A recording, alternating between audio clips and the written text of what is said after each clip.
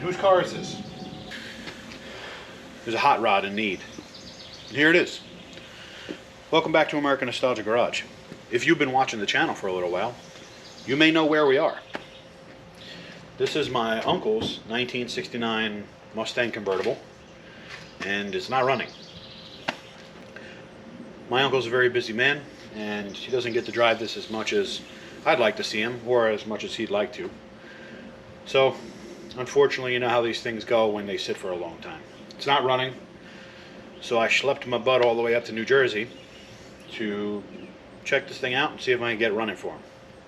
Let's take a look. Alright, now I'm just giving this thing a once over, checking fluids and whatnot. I'm not exactly sure, but I remember the last time I worked on this thing, obviously it ran and we drove it.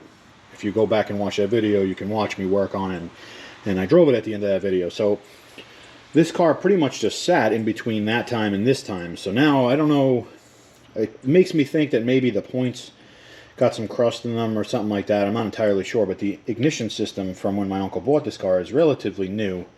So I don't know. I'm leaning towards probably ignition. That, you know, it could easily be the fuel also, but judging by the fact that it ran, parked, and now it doesn't run, I'm thinking ignition. But anyway, let's just start there. So I'm just going to quickly, because it's a very easy, quick test to do, I'm just going to ground out one of these spark plug wires. I'm using a jumper wire only because the wire itself, the terminal is very deep in there. It might be tough to see, so I'm going to ground it to something that's close to where I can see. This little bolt right here. One of the body bolts for the fender. I'm going to turn it over and see if we got spark. That'll be a quick, easy test. Alright, well, we can throw that theory right out the window. We have ignition. Now that makes me very fearful. Not because fuel's difficult, but the fuel stuff is pretty much, with the exception of the fuel pump, is all underneath the car. That's number one. Number two, why would it just stop running being parked? Unless something got stuck in the pickup tube, or something's wrong with the tank. I don't know. I mean, it's entirely possible that we got some problem up here with the carburetor, but again, I should have mentioned earlier, the carburetor is relatively new. I think it's got a reman on it. And like I said, it ran good. So, I'm going to start with the most obvious. Put some gas in it.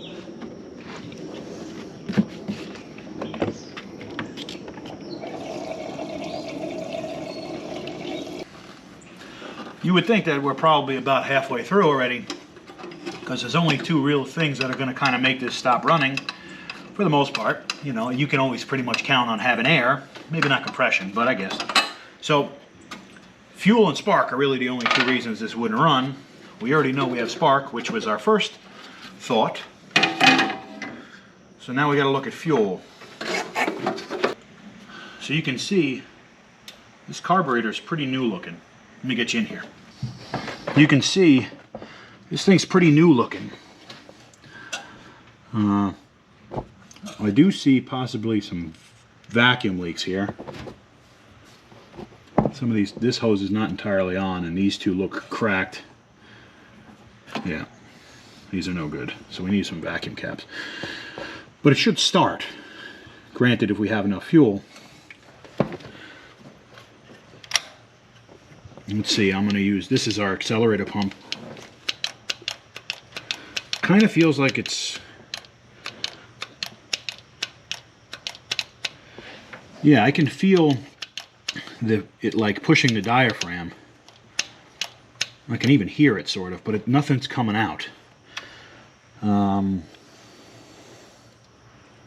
Alright, quick easy test. I'm going to throw some fuel down this thing and just see if we can get it to light a little bit. Alright, so basically we're just going to force feed it some fuel. See if we can get it to light off.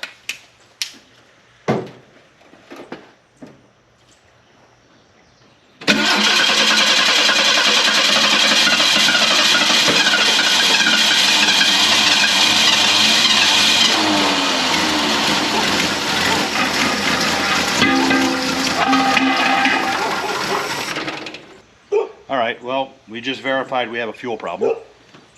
We knew we had ignition, so, you know, I guess it's pretty fair to say if you had fuel that it would start. So that means we have a fuel delivery issue. Now, is the fuel delivery fuel pump, fuel tank, fuel lines, or is it fuel, or is it the carburetor? And we looked at the carburetor. That thing looks pretty new. Probably not the carburetor. Although I don't know a lot about these carburetors, I don't even know what they are. So I can't say it's not to blame. Now I'm going to take a short section hose, put it on the inlet of the fuel pump, turn it over and see if I could feel suction under my finger to see if the fuel pump itself is sucking fuel from the tank. All right, you can see this is the outlet right here. That goes up, around into the carburetor. This is from the tank. Well, it was. This is the inlet to the fuel pump. There's a hose down there that goes down to the tank. I rigged up this hose, which I'm going to take over here so I could reach and turn the key at the same time. I'm going to turn the key with my thumb over this and see if I feel suction on my thumb.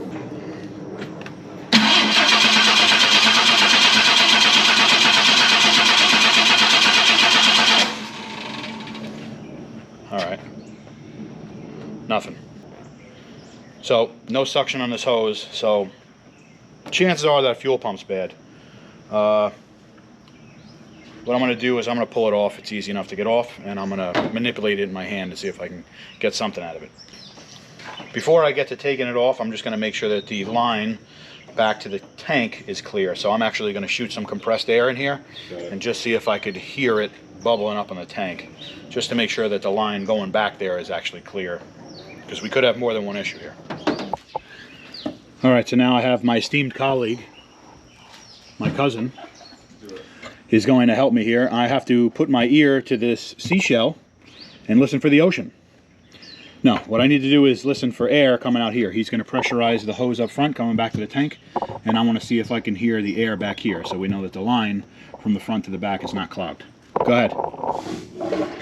Oh yeah, you hear that? That sounds like my stomach after Taco Bell. So we know we're getting air back here. You can stop doing it now, you're going to explode the car. So we know that we're getting air back here, so that line's good. Which is good, because there was no way I was laying on my back all weekend replacing a line for my uncle. Although I love my uncle, there's no way I'm doing that. All right, well, we know for sure our fuel pump is not pulling here. We know the line is clear. The fuel pump isn't pulling at all, so we're going to go ahead, we're going to start there and fix problem number one. Now, there could be other problems, but we're going to start with problem number one. What I am confused about is that this thing ran the last time that I was here and working on it, and then it kind of just sat. So I don't, unless the diaphragm was just old and brittle and just went, I don't, you know, that's weird. All right, getting dark out here, so let me just give you an update. New fuel pump. It's literally 2 half-inch bolts down there. You just got to make sure you're not working against the cam inside the block here, because that's what it rides on. I have our new test hose back on there. I'm going to turn the key and see if we got suction out of the end of this hose.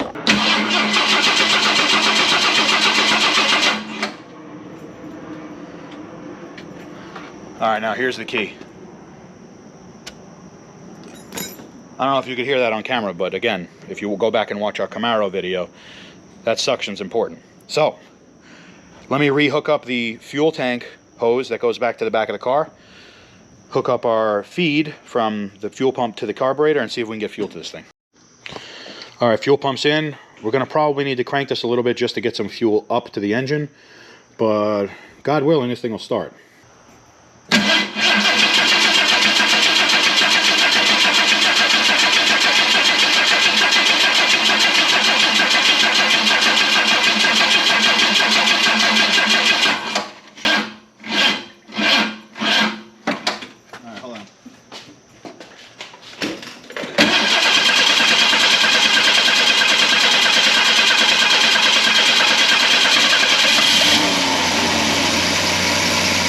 Got it. Is it running?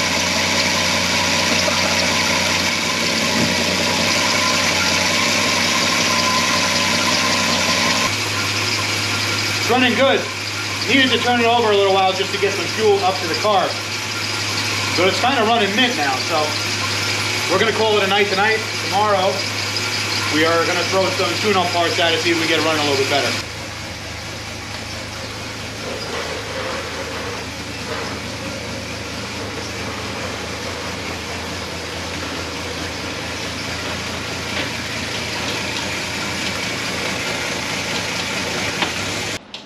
Well, it starts great, so what better idea than to mess with it? We're going to throw some tune-up parts, some belts, some miscellaneous stuff just to make sure that when he does take this thing out, it doesn't leave him stranded. And since I'm touching it, there is a much higher risk of him getting stranded because I touched it. Alright, well, we're going to throw cap, rotor, set of plugs and wires at this thing. Just because can't hurt.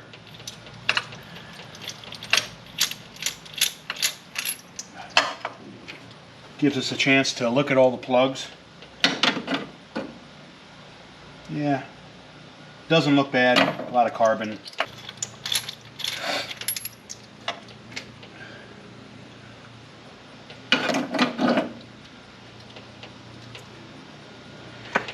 I do see some evidence of a valve cover leak.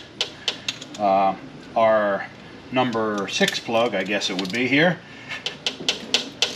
has some oil on the outside where it seals against the head. So that's evidence of some external leaking, probably from the valve cover back here. So far a lot of the same, just carbon. All look like pretty much normal.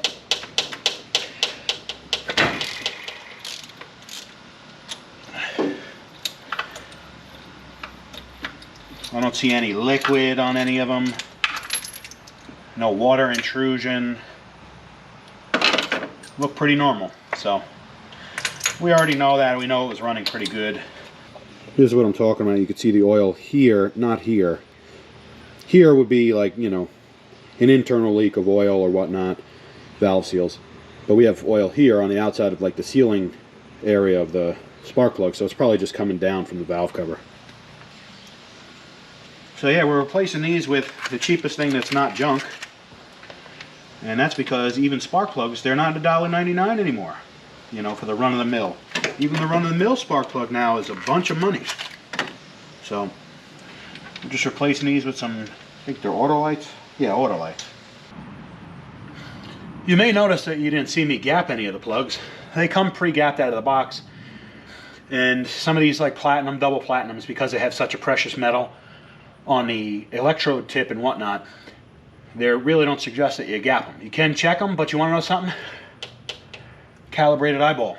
They were good. All of them. Perfect, actually. Alright, let's get a new set of plug wires in here. These actually look pretty new, so I'm going to throw these back in the box and keep them as an extra for my uncle. So this is the old cap, and you can see it's actually in really good shape. There's not a lot of wear here. It's still kind of like a globe shape. It's not flat. But if you look, some of the, I don't know if you could see that piece of metal kind of sticking off there.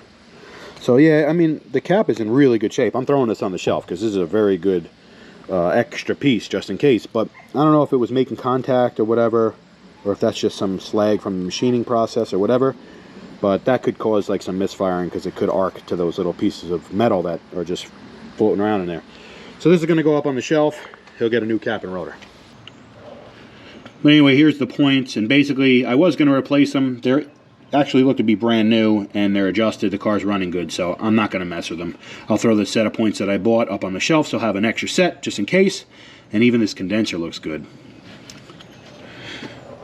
So, new rotor on. Let's throw the cap, reconnect all the wires, and then we'll move on. So we're throwing some new belts on it, but we got to loosen it up in order to get the tension out so we can get it off. Had to loosen a bolt down here and a bolt down here that go through the bracket for the adjusting. The bolt that it pivots on so that it actually pivot. So once you got those pivot bolt, those bolts that are in the adjusting track loosened, you can pretty much just kind of pull on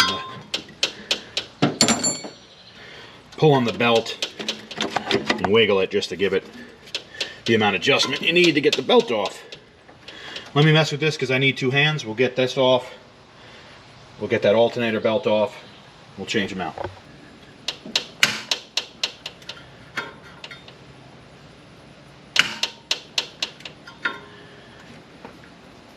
These bolts don't need to be like this.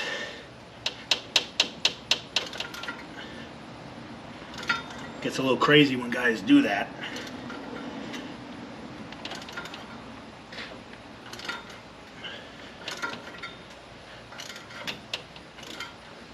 They don't need to be that tight, you know?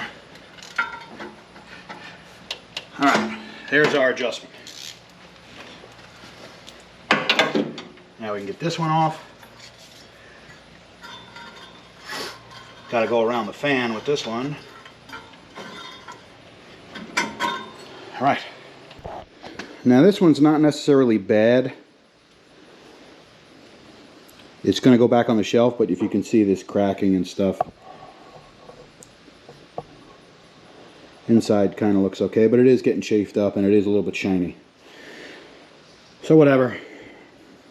You know, I'd rather play safe than sorry, so we'll put a new one. Put the old belts there. Can't have enough stuff laying around just in case you need it. Alright, both belts are in.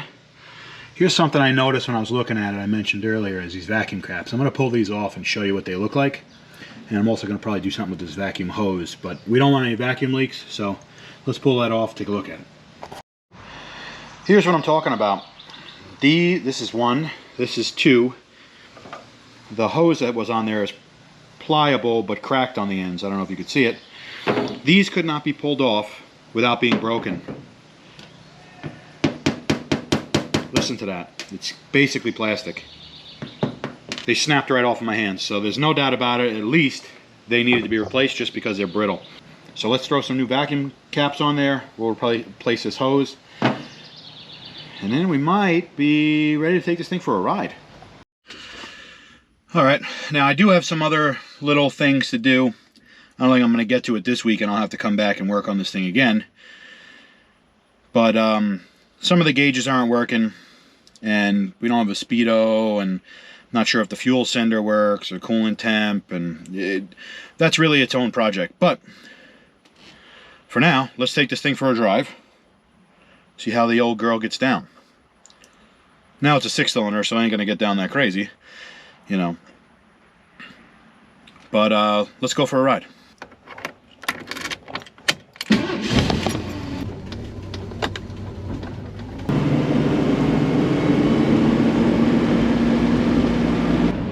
Alright, now I did mess with one of the vacuum hoses on there, which I think goes to the vacuum modulator on the transmission. But it isn't shifting right, so I might have to mess with that and see if I maybe broke a hose or something like that on the bottom.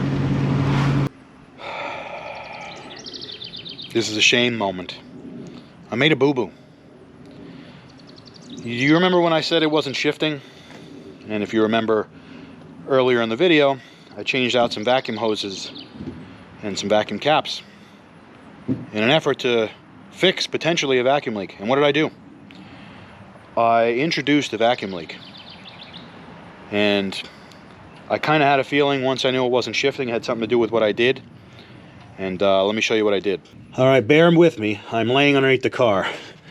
Let me show you something. I don't know if you can see that. That's a vacuum modulator. And here's the hose that goes to it. Problem is, I snapped off by accident the hose barb that goes to that. Alright, well, I found the fix. The fix was drop the hat on this old boy. And now we're going to take it, throw some gas in it, take it for a little spin, see how she runs.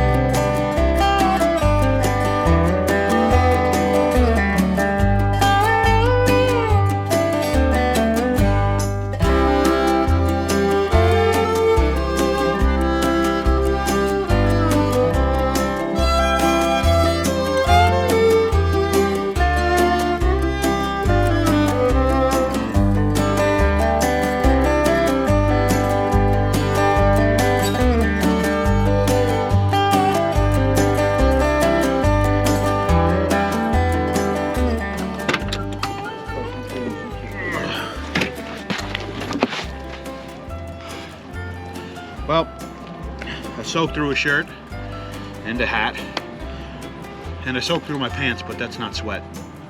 But, you know, I'll just see what the doctor thinks about that. Anyway, it runs, it drives, it sounds great. And my uncle can take it out with his family now. That includes me, luckily, so we might grab a drive-in movie theater. But anyway, hope you guys enjoyed the video. If you did, consider subscribing to the channel. It's free, and it really helps an old fella out. Leave a like underneath this video if you liked it, and see you guys in the next one. And as always, thank you guys for watching. American Nostalgia Garage, out.